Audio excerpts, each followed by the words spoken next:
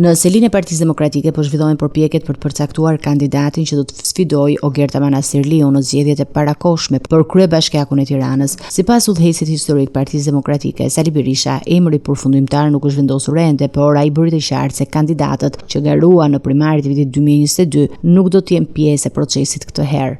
Një grup për 3 personash që do të negociojnë me partitë e tjera për emra. Jo, më fani minutë. Do t'jetë Flamur Noka, Belin Kliçi edhe zoti Ilir Ali Mehmeti. Do jenë përfaqësuesit tanë do negociojnë me partitë e tjera. Për këtë qëllim, u krijua një grup punoj përbërë nga zyrtarët e partisë përfshirë Noka, Kliçi dhe Ali Mehmeti, të cilët kanë detyrën të negociojnë me partitë opozitare brenda dhe jashtë koalicionit. Grupi synon të sigurojë një kandidaturë unifikuese duke shmangur përplasjet e brendshme dhe duke koordinuar me aleatë të ndryshëm politik. A më shkon mua që unë të nga një anë të ngarkoj dhe të them partive opozitare të negociojnë, nga ana tjetër të them emra. Kjo nuk më shkon. Prandaj ata kanë filluar, do fillojnë sot punën, domethënë do mlidhen, do të bashkëndojnë, kanë filluar që dje në një farë mënyre, në disa aspekte. Ta 3 persona, zoti Noka, zoti Kliçi dhe zoti Ali Mehmeti janë të ngarkuar të negociojnë me të gjitha partitë opozitare, koalicionit dhe jashtë koalicionit.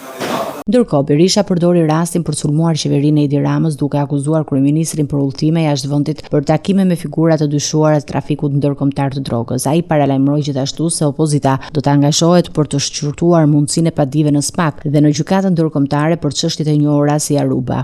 Do të bien dakord për emrin apo emrat me partitë tjera. Pastaj vjen radha e kandidatëve. Pra, puna është në vazhdim. Procesi për emrimin e kandidatit do të jetë i koordinuar dhe i hapur për diskutime me partitë aleate, ndërsa emri përfundimtar pritet të shpallet pasi të ketë arritur dakordësia e plot politike brenda koalicionit opozitar.